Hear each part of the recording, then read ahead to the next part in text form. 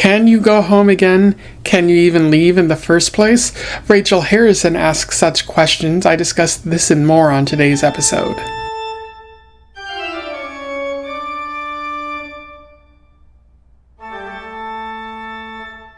Welcome back to Around the Weird, a booktube channel where I talk about all the unusual and out of the ordinary literature that I found in my travels.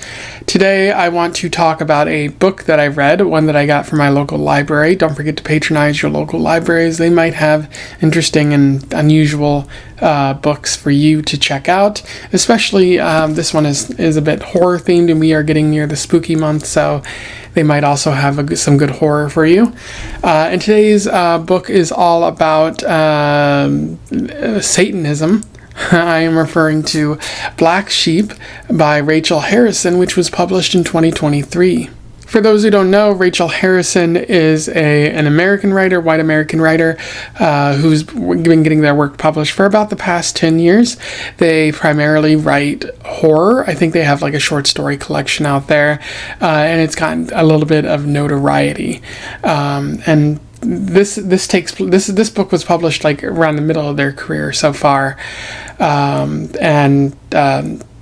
maybe I might want to encounter more of their work, but after this one, I don't really have that high of an opinion of this writer, and I'll tell you why in the analysis section.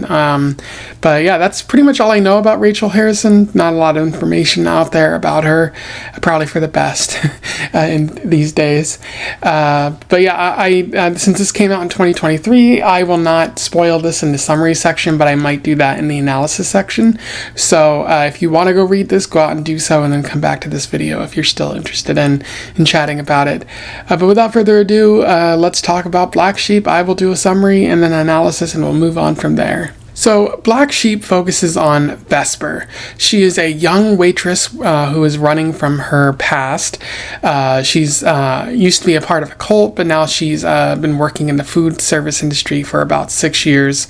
At the start of the book, she gets fired from her job after microwaved cheese explodes in a customer's face, but to be fair, the customers were sexually harassing her.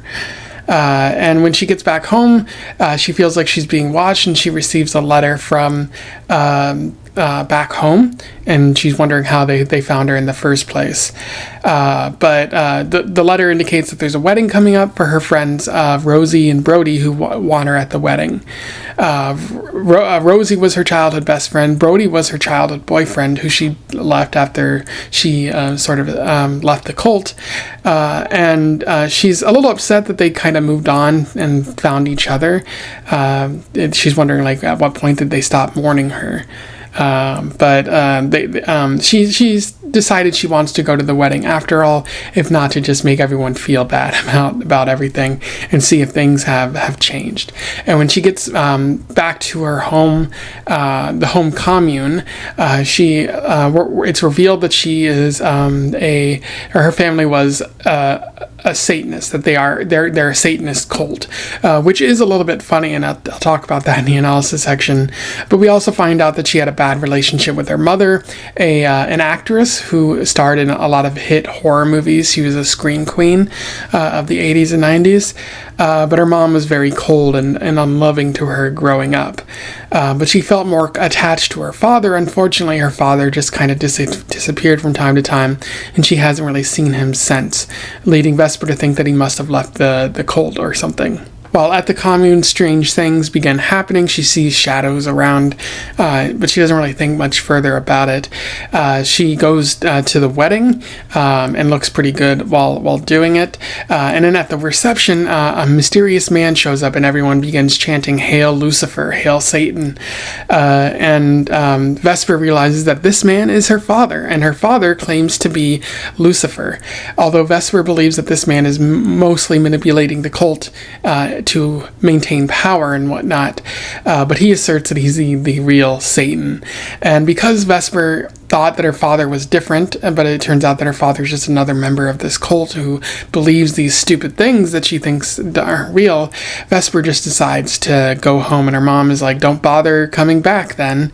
And then when she gets home, she gets rehired at her job because it turns out that her former boss was doing bad things, and she develops a little bit of a relationship with her new boss George, and they get intimate together, and she tells him that she was part of a cult, which he seems kind of accepting, but later Vesper finds out that he's told everyone at the job, and they're kind of making fun of her about it.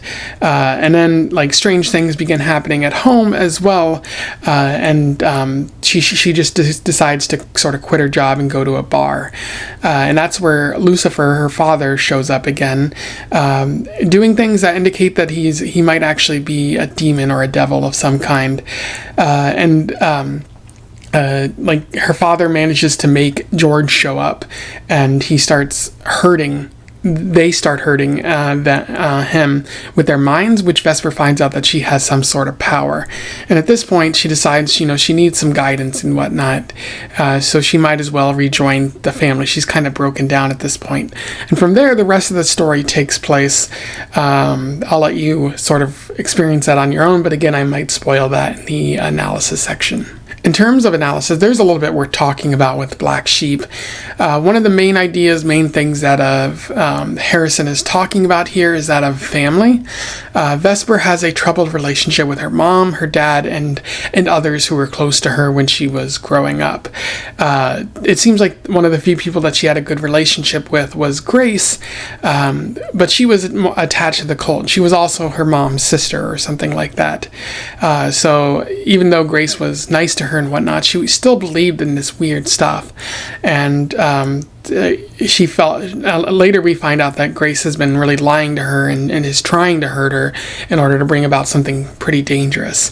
So there's really no one that Vesper can turn to. Her mom is disdainful of her, very cold to her, doesn't seem like she ever really wanted a child, and I think she even says that as much in this story, which is a horrible thing to say to your child. And as much as Vesper wants to just ditch the family, it's really hard to just leave that behind because it feels ingrained into your being. Allow me to read you an interesting quote from this. "Nothing terrified me more than this. The notion that without a choice we inherit parts of us that we cannot change, cannot cut out." And that's just an interesting quote because, like, it talks about inheritance. It talks about how, like, certain aspects of our family, certain aspects of our upbringing are just a part of us. And if we try to escape that, like, family has a strong influence on us, regardless of what we try to do.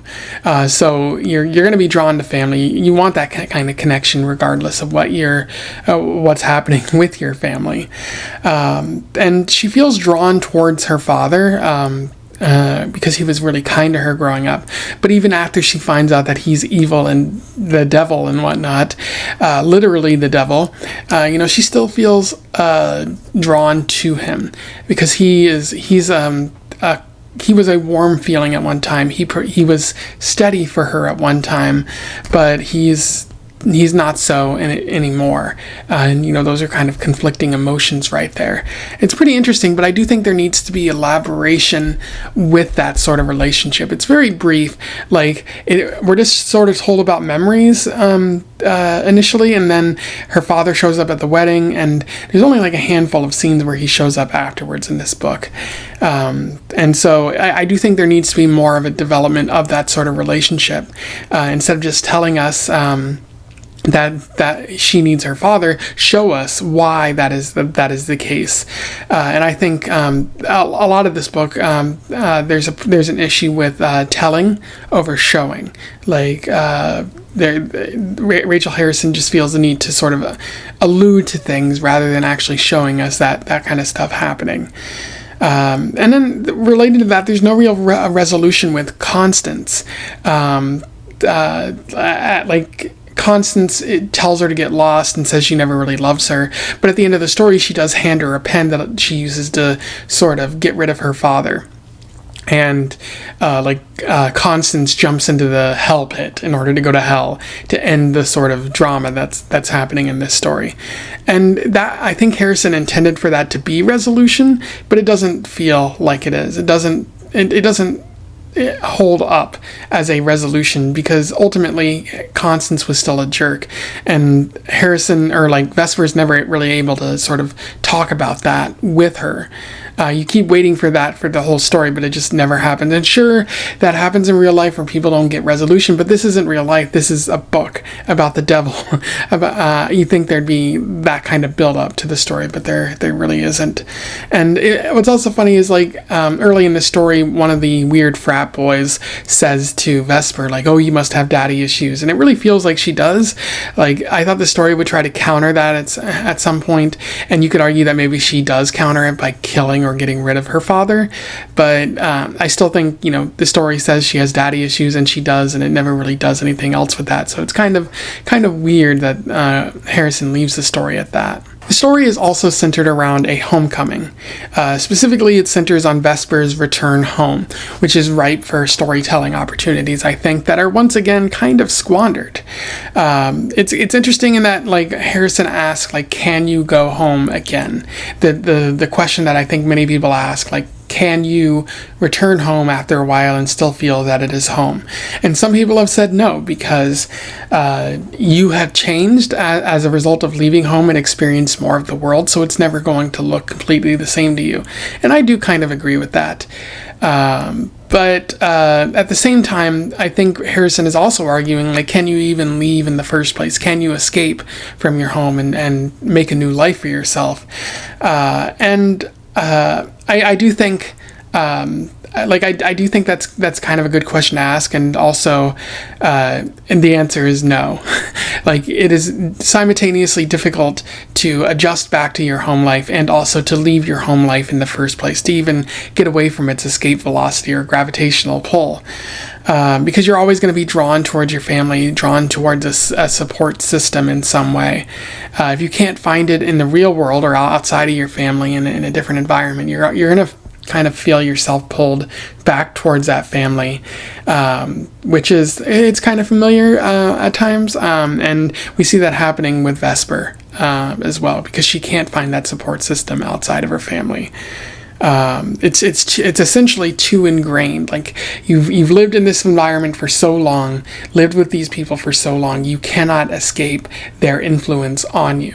And that's a bit of interesting writing right there. The dynamic between wanting to escape and wanting to feel connected to these group of people that you grew up with. Vesper never really manages to escape, even though she manages to leave twice. She feels herself drawn back, especially at the end of the story, where the family's cult farm has been turned into a movie set, and turned into a museum of sort, because people can't really figure out what happened there, and Vesper isn't around to tell people. She doesn't want that kind of attention. She says she's just coming back to sort of get resolution, but she didn't get that in the first place. So I do think she's going to come back there again eventually in some sort of way. I'm getting a lot of mixed messages from this as well, because I think Harrison wants you to believe that Vesper has grown as a result of her experience, but given that she keeps coming back to the thing, and even at the slightest provocation, I don't think Vesper has really grown as a result of this, which undermines kind of what Harrison is trying to say. But again, I think poor writing kind of affects the effectiveness of her messages in the story. Now, I do think the story is pretty horrific, successfully horrific on Harrison's part, especially near the end, with Vesper having her throat cut by her family in an effort to make her a princess of hell, and then her sort of sending everyone else to hell in addition to that. It's pretty terrifying when you think about it, but I do think there's a lack of real follow-through with some of the elements in this story.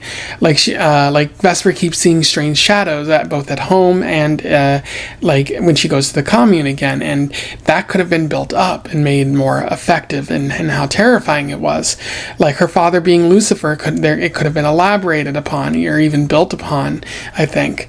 But everything just kind of seems like it's like a one-off, like ooh, look at how scary this is, and we're moving on, rather than an actual sort of dwelling in the terrifying aspects of the story. I think it's something that the story really suffers for. And then related to that, I do also think that there's poor characterization for Vesper in a number of ways. We don't really know a lot about her. She's very cynical, but we don't really know much about where that cynicism comes from, because she left the cult, and I get that that would have a lasting influence on her, but we don't really know much else about what happened after the cult besides the fact that she's worked in the service industry, which again could make people pretty cynical, but I feel like there's something missing in the other relationships in her life that could help us better understand how she got to this point in the first place.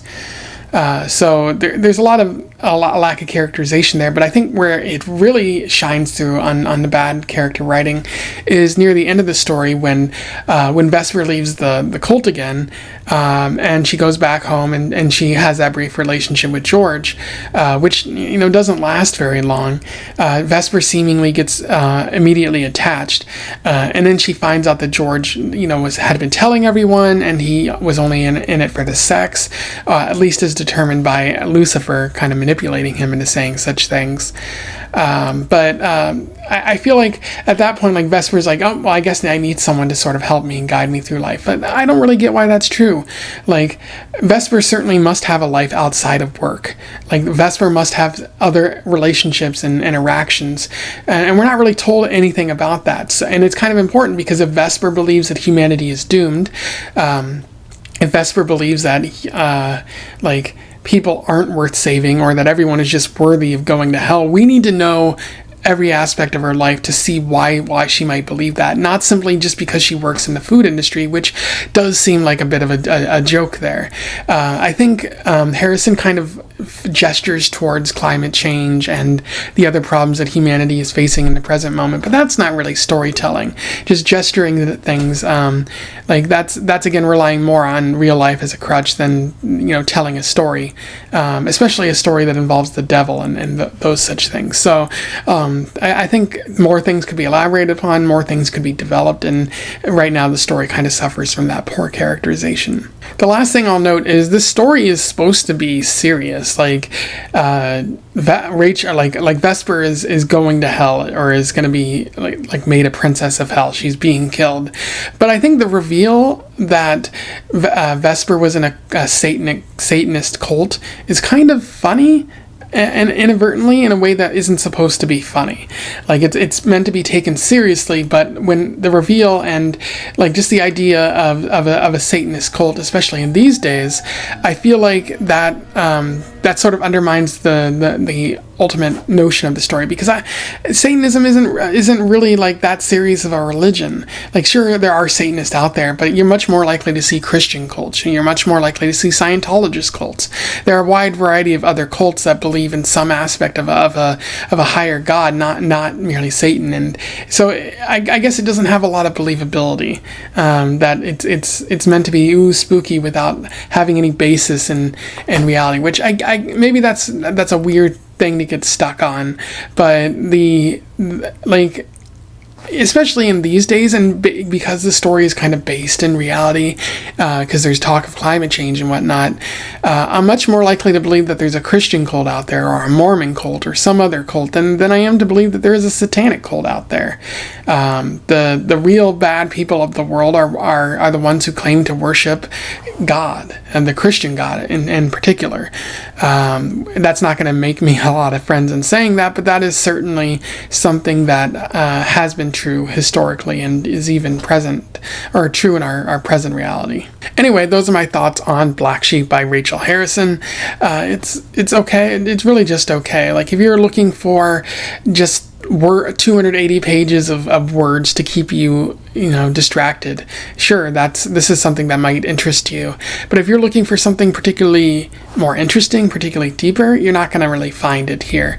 Rachel Harrison is kind of at odds because there's a lot of stories out there about deals with the devil or just the devil itself.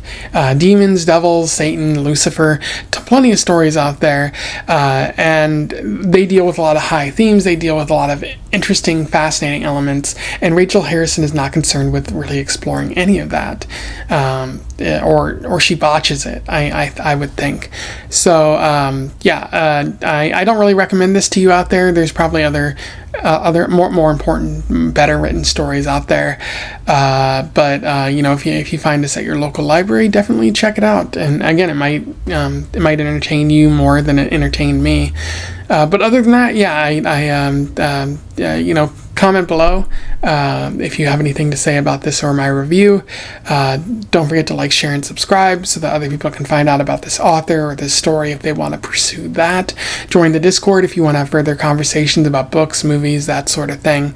And until then, I wish you the best of luck in your weird and Satan-worshipping travels. Farewell.